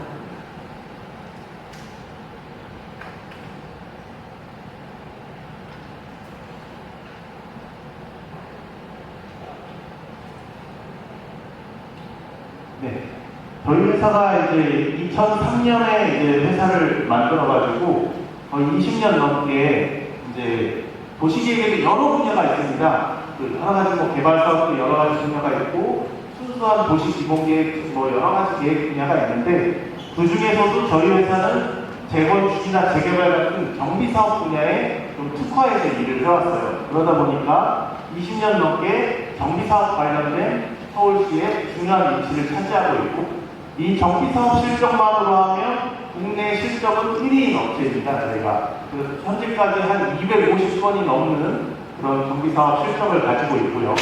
그래서 이제 좀 하나씩 보시면 강남 3구만 해도 송파구 쪽에는 올림픽 선수기자촌, 잠실 주공 5단지, 거역 마천 1구역, 마천 성담구역 등 그리고 강남구에서도 대표적으로 압구정 현대아파트 같은 압구정 2구역, 압구정 3구역, 그리고 개포 주공 67단지, 1호가랑 개포 우성 1, 2차 등 그리고 서초구에서도 신반포 19차, 25차 이런 강남구 사업들을 진행을 하고 있고 중요한 여의도에 있는 한양이나 삼익 그런 단지들도 하고 있고 여러분 잘 아시는 목동 단지들도 10단지, 13단지, 14단지 저희가 다 수행한 그런 실적들입니다. 노원구 쪽 3개 하계동은 아주 많은 실적을 가지고 있고요. 그런 것뿐만 아니라 서울시에서 추진하는 여러 가지 공공 재개발이나 공공 재건축 사업에도 저희 회사가 많이 참여를 하고 있다라고 말씀드리겠습니다. 그래서 뭐 이거는 잠실 주공 5단지 최고 70층으로 한 사례고요. 6,300세대 정도 됩니다. 그리고 요거는 이제 압구정 3구역 4,400세대 정도. 요거는 이제 목동 14단지인데 5,000세대 정도. 그래서 이런 다양한 사례들 서울시에서는 가장 많은 정비 사업을 수행하고 있는 업체이기 때문에 그런 부분을 좀 인정을 해주시고 맡겨주시면 저희가 여러분들께 성공적인 재건축이 될 수 있도록 진행을 하겠다고 약속을 드리겠습니다. 그리고 저희 같이 수행을 하고 있는 건축 설계 사무소 소개도 간단히 드리겠습니다.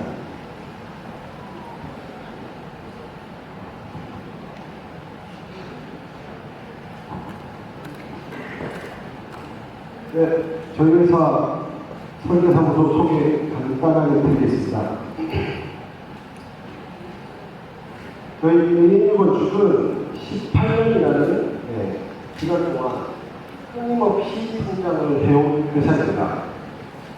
여기 계신 김재석 대표님을 필두로 도시통괄파트 사장님이신 유명경 사장님, 그리고 재생통괄파트 사장님이신 이기표 사장님 등 여러 전문 분야의 전문가들과 함께 일을 하고 있습니다. 7년 연속 수주 1,000억 이상이라는 실적이 말해주듯이 저희 회사는 최고의 실력을 갖춘 설계 사무실입니다. 한강변 주요 핵심 전략 정비 사업 실적 1위도 저희 회사가 가지고 있습니다. 그리고 한강변 3km 구간에 걸쳐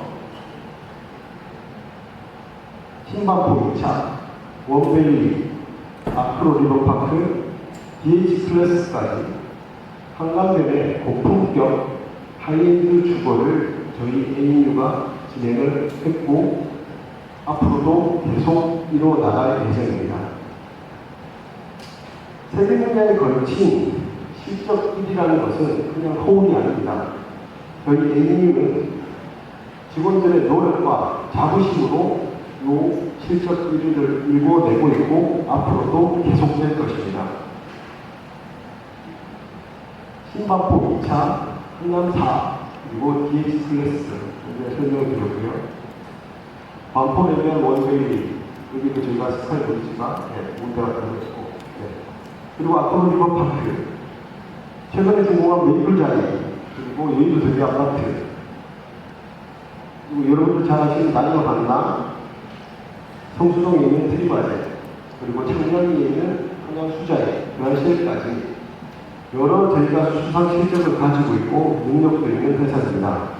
저희가 KTS와 함께 신속통합계획을 여러분들의 기대에 어긋나지 않도록 충실히 시행하도록 하겠습니다.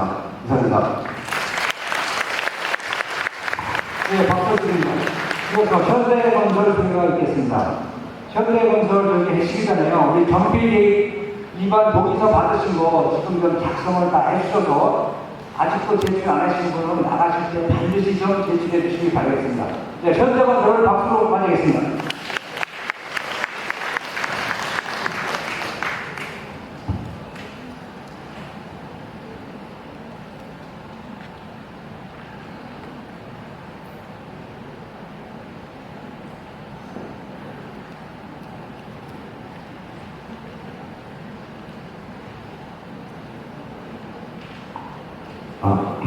네, 먼저 인사드리겠습니다. 저는 현대건설 도시정비 영업 1팀에서 양재 우선을 담당하고 있는 정재훈 소장입니다. 안녕하십니까?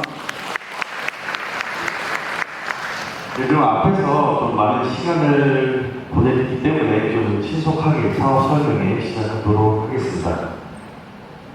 먼저 절차, 재건축 트렌드, 훌륭한 시공사의 조건을 준비를 해왔는데요. 앞에 절차 같은 경우에는 앞에 KTX 쪽에서 설명을 잘 해와서 좀 넘겨서 많은 시간을 좀 줄이도록 하겠습니다. 그러면 저희 지금 시공사에서 어떠한 재건축, 어떠한 트렌드로 재건축을 진행하고 있는지, 어떠한 특화들을 하고 있는지 간략하게 말씀을 드리도록 하겠습니다. 먼저 외관 특화입니다. 요즘에 강남 반포 쪽만 한번 가시더라도 신축 아파트들이 다 재건축을 완료하고 들어서 있습니다. 그 와중에 내 아파트, 내 단지가 대장주, 최고의 단지 시세를 찍기 위해서 남들과 차별화된 특화를 많이 하고 있습니다. 그 와중에 이 외관 특화, 멀리서 보더라도 화려하고 웅장하고 고급스러운 단지를 만들기 위해서 국내 설계사가 아닌 해외 유명 건축 설계사를 데리고 와서 외관 특화 설계를 진행하여 정말 남들과 차별화된 그런 설계를 진행하는 단지들이 많이 나타나고 있습니다. 최근에 저희가 수주한 신반포 2차례의 조감도라고 보시면 될 것 같고요. 다음은 개포 6, 7단지의 조감도인데 이렇게 멀리서 보더라도 정말 웅장한 조감도를 한번 보실 수 있고, 또 스카이 커뮤니티나 이 우측에 보시면 아파트 문주, 출입구마저도 굉장히 특화를 많이 해서 내가 아파트 들어올 때만 해도 내가 정말 자부심을 가질 수 있는 그런 특화 설계를 많이 진행을 하고 있습니다. 다음은 커뮤니티입니다. 요즘에는 밖에서 생활을 안 하십니다. 단지 내에서 모든 걸 생활하실 수 있게 없는 게 없다 할 정도로 많은 프로그램들을 넣고 있습니다. 피트니스, 수영장, 헬스장, 골프장, 사우나, 이거는 요즘에 기본적으로 들어가고 있는 거고요. 이 보시는 바와 같이 볼링장, 그리고 체육관, 요즘에 영화관까지도 넣어서 들어가는 아파트 단지들이 늘어나고 있습니다. 뿐만 아니라 주민들의 위치를 파악해서 와인 테이블, 그리고 호텔에만 들어가고 있는 카바나 풀이나 인피니티 풀까지도 아파트에 설치되는 경우가 있습니다. 하지만 이거는 결국 주민들의 향후에 설문조사를 통해서 어떠한 커뮤니티를 원하시는지 충분한 조사를 하고 나서 조합해서 선택할 수 있는 그런 부분이다라고 한 번 더 말씀을 드리고요. 그래서 내가 아파트에 나중에 팔고 나가지 않으신다고 하면 어떤 부분을 내가 이용을 많이 할까 잘 생각을 하고 계시다가 나중에 조합에 문의를 해주시면 좋을 것 같습니다. 그리고 아까 일전에 설계사에서도 말씀을 했습니다. 저희 단지는 앞뒤에 가리는 게 하나도 없기 때문에 최상층에서 전망에 대한 이 특화가 굉장히 화려할 거로 저희가 생각을 하고 있습니다. 그래서 최상층에 이렇게 스카이 커뮤니티를 구성을 해서 굳이 앞쪽에 근처 카페에 가서 지인분들, 친구분들 만나지 말고 아파트에 있는 스카이 커뮤니티에서 커피 한잔 드시면서 휴식하실 수 있는 공간도 요즘에 프리미엄 단지에 모두 적용을 하고 있습니다. 뿐만 아니라 이 왼쪽에 한번 보시면 옥상에 이런 글램핑장을 또 만들기도 하고 영화관을 또 만들기도 하는 그런 특화된 설계도 많이 진행하고 있습니다. 뿐만 아니라 저희 단지의 가장 특화된 전망, 조망에 대한 특화를 하기 위해서 요즘에 어떤 특화를 하고 있는지 한번 살펴보도록 하겠습니다. 크게 반포나 용산, 성수 쪽에 보시면 두 가지입니다. 한강이 보이거나 또는 공원이나 마운틴 뷰가 되거나 초록색 녹지 공간이 보이거나 이 두 가지 뷰에 대해서 특장점이 있는데, 요즘에 아파트에 사시는 분들 보시면 다 철제 난간이 있어서 앞에 거실에 있는 창호가 다 전망을 다 가려버립니다. 하지만 요즘에 제안드리는 창호 같은 경우에는 유리 난간으로 돼서 앞에 가리는 게 단 하나도 없는 전망용 창호로 모두 설치가 되고요. 또한 주방 같은 경우에도 항상 쪽 창호로 돼 있어서 아마 어머님들 엄청 불편해 하셨을 겁니다. 하지만 요즘에는 부엌에도 큰 창이 들어가서 요리하실 때도 훨씬 더 넓은 개방감을 가지고 일을 하실 수 있는 그런 창호를 가지고 있고요. 또 미라클 윈도우라고 해서 프라이버시나 햇빛을 좀 가리기 위해서 버튼 하나로 창문의 색이 조절되는 그런 미라클 윈도우도 설치가 되기도 합니다.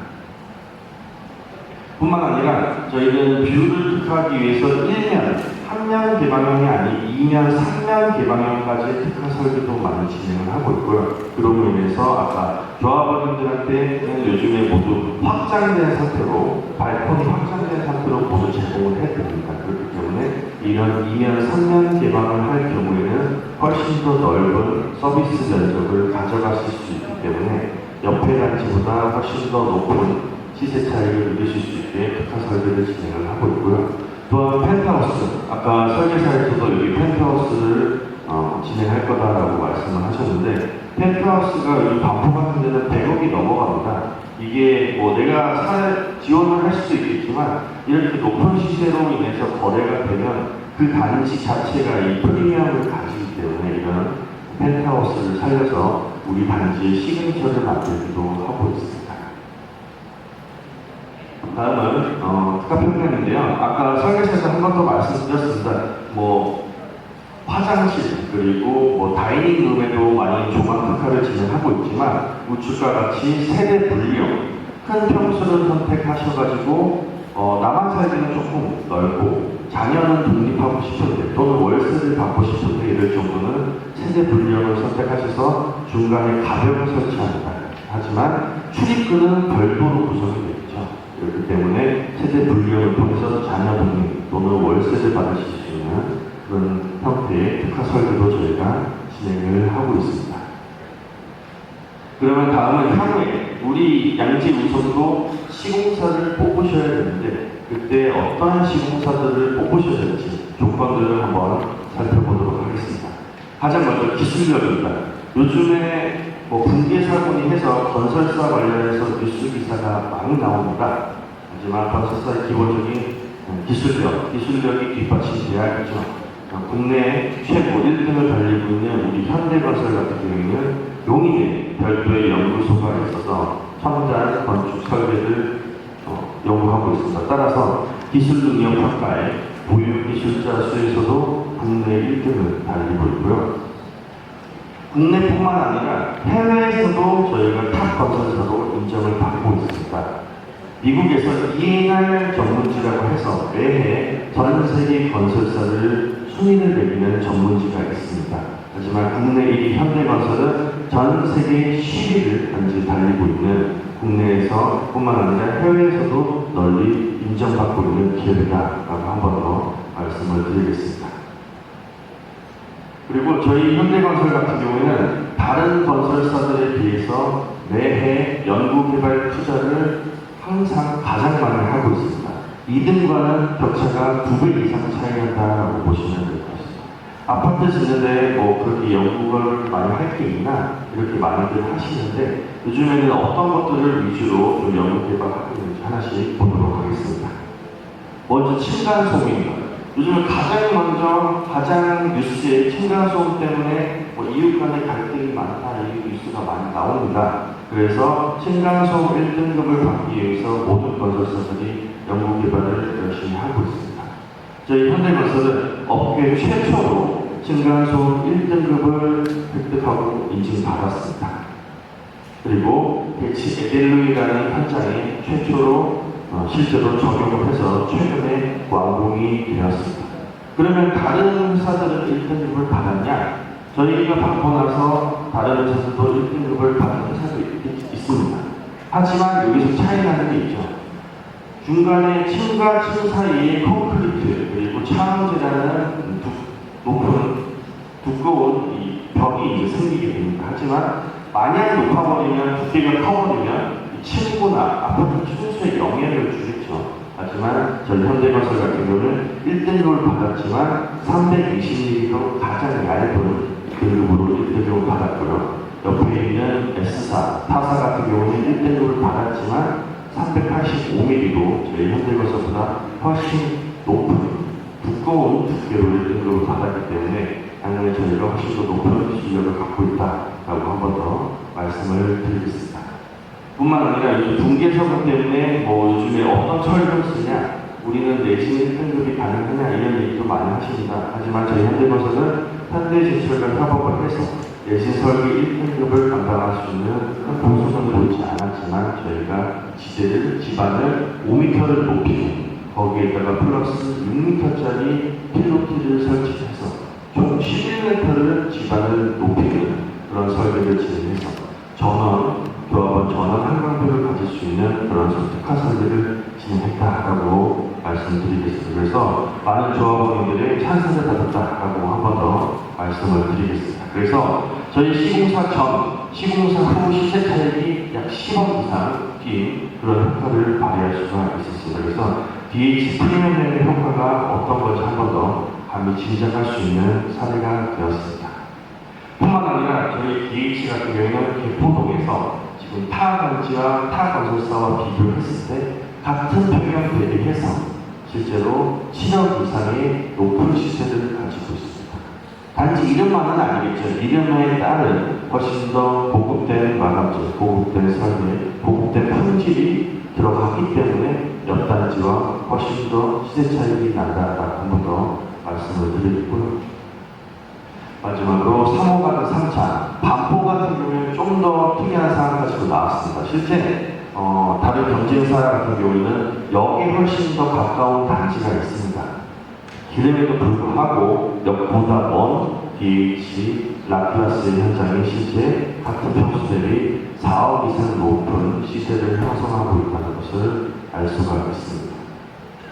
이걸 보시면 실제 시공사를 선정하기 전에는 여기에 가까운 단지가 훨씬 더 높은 시세를 가지고 있었습니다.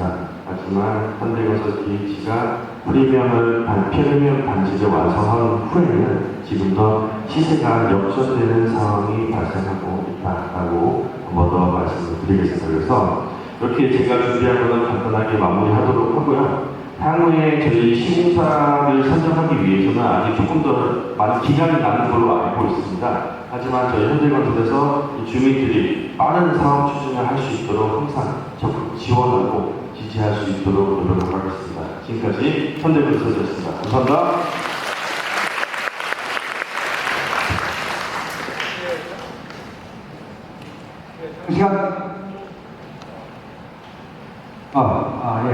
장시간 동안 수고 많으셨고요. 이제 마지막 단계입니다. 질의응답 받을 건데요. 질의응답 받기 전에 하나 좀 안내 설명 좀 드리겠습니다. 오늘 정비계획 위반에 대한 동의서 지금 제출하신 분도 있고 안 하신 분들이 있는데 안 하신 분들은 작성하는 방법을 알려드리겠습니다. 맨 위에는 그냥 자기 주소 쓰시면 됩니다. 여기에는 주소를 쓰시면 되고 요 현황은 기자 안 하시면 돼요. 몇 평이라는 거는. 그 다음에 여기 소유 현황에는 111동까지는 154-2번지 또 112동, 113동은 그 직원 주소 있지 않습니까? 그거를 써주시면 됩니다.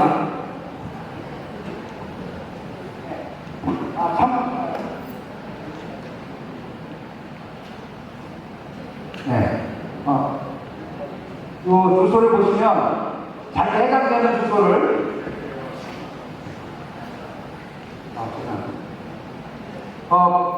111동까지는 154-2번지, 112동은 147-1번지, KBS 구성은 164-2번지를 써주시고, 그 다음 페이지 보시면, 그 다음에는 요 밑에 칸에 보면 동의하고 추진위원회하고 조합이 있지 않습니까? 저희는 반드시 추진위원회를 거쳐서 가야 되기 때문에 추진위원회 밑에다 동의. 조합이 아니라 추진위가 동의 써주시고요. 그 다음에 그 다음 장에 날짜하고 소유자, 대표소유자 현장에 성함 써주시고 나가실 때 뒤에 인주가 되어 있습니다. 인주 찍어서 제출해 주시고 가시면 되겠습니다. 자, 이어서 질의응답 시간을 갖도록 하겠습니다. 정리원님 몰아주시죠. 중간에 1시간 정도 길게 찍힙니다. 자, 질문하고 싶으신 분이 있으면 시간 관계상 많이는 못 받고요. 받도록 하겠습니다. 예, 안녕하십니까. 우리가 시간이 많이 지났기 때문에 한 3분 내지 한 4분 정도가 질의응답 받겠습니다. 우리 이제 건축 담당하시는 우리 오 의원님 계시고, 그리고 저희 KTS 우리 설명하신 사모님에서 저희 세 사람이 필요한 질문 받겠습니다. 혹시 궁금한 점이 있으면 손을 들어 표시해 주십시오. 너무너무 설명이 잘 된 모양인데요. 그 질문하시는 분이요. 예. 혹시 마이크가 없어?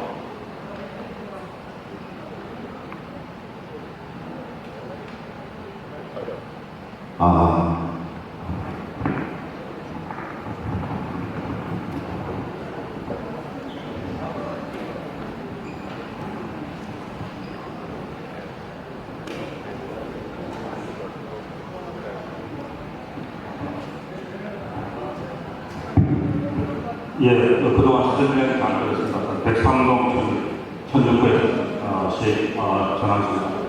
두 가지 질문을 드리고 싶습니다. 첫 번째는 지금 재건축하는 게 프리미엄급의 아파트를 만들어 왔는데 주차장 수가 1.5대가 있는데 다른 지금 현재 추천한 것을 본다면 제가 봐서 상당히 부족하지 않을까 싶은데 그 부분에 대해서 좀 설명을 부탁을 드리고요.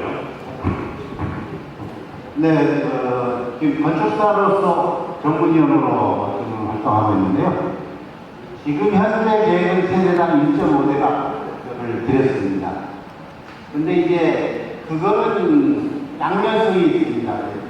세대당 2대로 할 경우는 그만큼 지하주차장이 늘어나기 때문에 공사비가 증가됩니다. 제 분담금이 늘어납니다. 그래서 저희들은 앞에 방법을 말씀드리겠습니다. 저희들은 그 주정 하부에 피수로가 있습니다. 이 부분을 활용해가지고 편리 주차장을 만듭니다. 그리고 가족편 주차장을 만듭니다. 그럼 거기에 가족끼리는 2대 아니면 3대를 주차할 수 있다. 이런 계획으로 지금 추진하는데. 그 두 번째로는 지금 현재 경부고속도로가 지금 지하 부분이 지금 피해 간격으로 있는 걸로 알고 있는데 지금 거기에 관해서 지금 아까 보다 지금 현재의 그 이면도로가 있는 것이 2m 정도 되는데 이번에 지금 하면서 상당히 2차선으로 가면 5m 정도를 아마 서로 플랜에 반영을 시킨 걸로 알고 있습니다.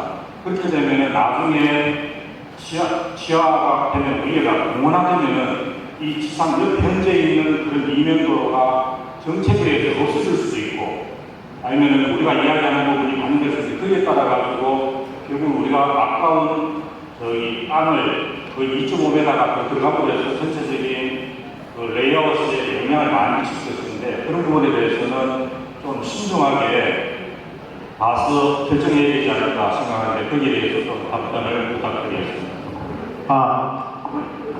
제가 그 질문하신 의도랑 조금 다르면 제가 잘못 이해했을 수도 있으니까 설명드려보고 좀 다르면 다시 말씀을 해주세요.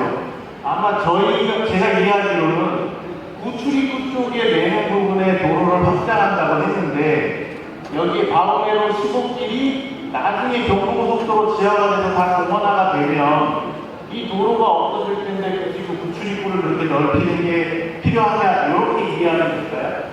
그 얘기 지금 현재 지하 함수에 공원화하는 경우에 네. 서울시의 정책에 의해 가지고 현재 있는 도로가 없어질 수도 있고 네. 그렇게 된다면 현재 우리가 만들어나는 그 도로가 또 무용지물이 될 수도 있고 정책에 따라 방향성이 영향을 받으니까 네. 그 부분을 좀 사전에 어렵겠지만 네. 반영해서 하는 게 좋을 것 같다. 네, 말씀드리겠습니다. 네, 기본적으로 이 경부고속도로를 지하화한다 이런 계획들이 타 사례도 많습니다. 뭐 예를 들어 서부간선도로 지하화라든지 타 지방에서도 뭐 경부 고속도로 지하화하는 사업들이 있는데요. 그럴 때 보통 어떻게 진행되는지를 보시면 여기 양쪽에 예를 들어서 단지에 진출입을 하는 그런 이면도로가 있을 때 그런 부분을 포함해서 지하화 계획을 하더라도 거기에 진출입을 쓰던 거에는 문제가 없도록 도로를 다 유지해줍니다. 그래서 일반적으로 여기가 고속도로 지하화가 되더라도 여기 있는 도로는 고려를 해가면서 계획을 할 게 거의 그 대부분의 확률로 맞고요. 그리고 지금 현재는 아직은 여기에 그 이면도로를 몇 미터 폭원을 할지 가운데 상부의 공원은 절반을 할지 뭐 전체를 할지도 아직 결정은 안 돼 있는 상황이에요. 그래서 그거는 우선 저희가 기본적으로 이면도로는 기능 유지를 할 것이다. 지하화를 하더라도 그걸 전제로 해서 저희가 정비계획을 제안해서 인허가를 추진해 나가려고 하고요. 나가는 단계에서 이 경부고속도로 지하화 계획도 같이 추진이 될 거기 때문에 그렇게 상호 협의해 가면서 계획 변경에 따라 조정을 하려고 하고 있습니다. 그래서 그 부분은 지금 단계에서는 확정되어 있지 않기 때문에 그걸 반영을 해가지고 하기는 좀 곤란하다는 부분을 지금 제가 말씀드리는 반영하라는 게 아니고 네. 그 계획에 맞춰가지고 유연성을 좀 고려해서 추진을 부탁을 드리는 겁니다. 네, 그렇게 할 계획입니다. 예, 감사합니다. 네. 한 5분 정도만 더 받겠습니다. 혹시 질문하실 분? 예, 저기.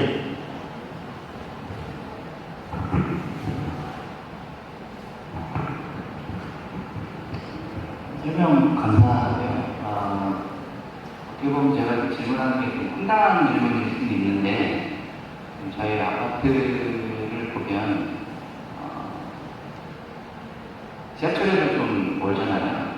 그래서 지금 여러 가지 막 생각을 좀 해봤는데, 향후 말죽거리 공원을 활용해서 그 지하철 쪽으로 운동로라든지 해서 단위로 그 아파트에서 그 지하철 입구 쪽으로 제가 거리를 추산해봤는데 보니까 한 1km 정도 되더라고요. 그런 계획은 혹시 생각해본 게 있는지 한번 생각해보세요. 지금 주민들 중에 우리가 서초수촌 앞으로 GTS가 생기기 때문에 현재 저희들이 조금 거리가 있죠. 저희가 GTS가. 그래서 그쪽으로 조금 빨리 접근할 수 있는 터널 이야기도 나오고 하는데 이거는 저희 아파트 정비 계획과는 좀 별개 사항입니다. 우선 여러분도 아시다시피 이 산을 뚫어서 터널을 한다면 실제로 그 과정이 너무나 어렵고 저희 정비 계획에서 그 터널까지는 어떻게 접근할 수 있는 방법이 없기 때문에 저희들 많은 의원들이 그런 질문을 하는데 거기에 대한 저희들이 어떤 답을 할 수 있는 그런 위치도 아니고 할 수도 없는 그런 상황입니다. 죄송합니다. 그 부분에. 예, 다른 한 부분만 대답 먼저 받겠습니다.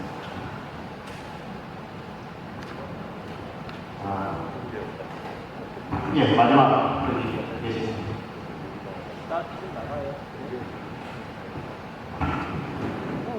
네, 백일동 상호에 사는 김봉준이라고 합니다. 제가 외국서 한 40년을 살다가 다시 돌아와가지고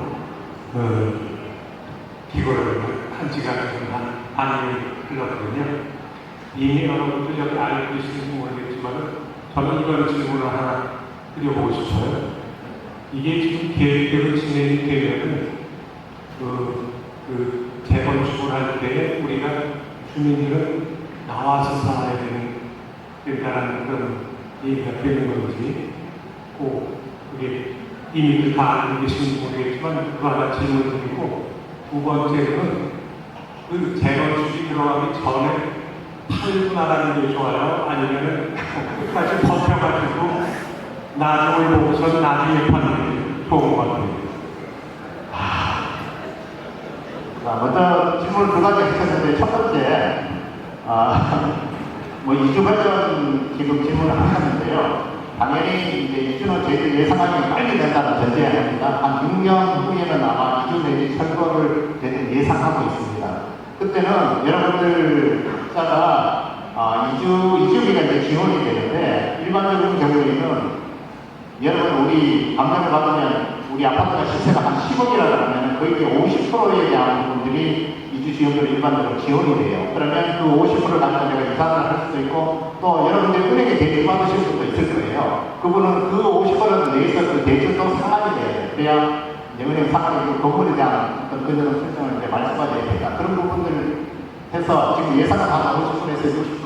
그리고 지금 말씀하신 언제 팔아야 될까는 제가 다 팔기가 참 어려운 부분인데, 일반적으로 이렇게 보시면 돼요. 우리가 조합 설립이 되기 전까지는 언제나 매년 가능합니다. 재건축이 가능하지만 조합이 설립된 이후에는 그 조합은 자격이 되는 그 문제는 특별한 세대, 10년 이상은 되는 그 세대에 한해서만 새로 매입한 사람한테 자격이 주어지기 때문에 일반적인 예매는 우리가 조합 설립되기 전까지 예매는 아무 부담 없이 매매를 하셔야 되고요.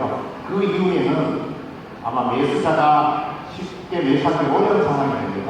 그 조합은 자격 문제가 있기 때문에 여기까지 제가 말씀을 드리고, 뭐 여러분들 긴 시간 동안 너무 여러 가지 많은 것을 보셨지만 어쨌든 많은 호응과 또 격려 속에 저희들을 잘 하고 있습니다.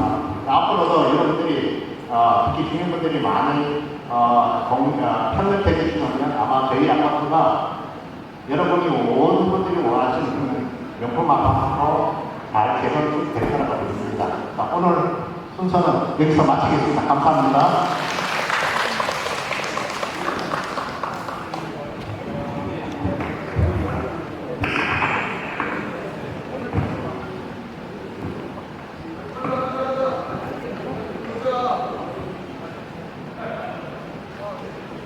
지금 가시는 분은 동의서를 꼭 제출해 주시기를 바랍니다. 이 동의서가 있어야 여러분 빨리 재건축이 될 수 있습니다. 시간이 좀 걸리더라도 입장하실 때 받은 동의서는 꼭 작성을 하셔서 가실 때 제출하고 여러분 해주시기를 부탁드리겠습니다. 예, 감사합니다.